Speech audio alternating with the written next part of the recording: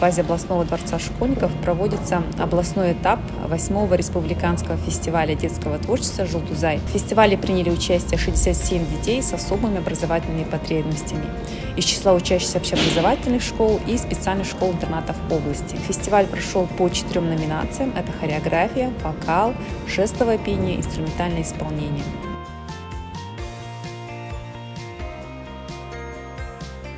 Танец про слепых, про необычных людей, которые не могут видеть. Танец назывался «Сквозь преграды». Я даже не могу это передать. Это очень эмоционально. Очень рада, что мы такой танец за короткое время станцевали и взяли первое место.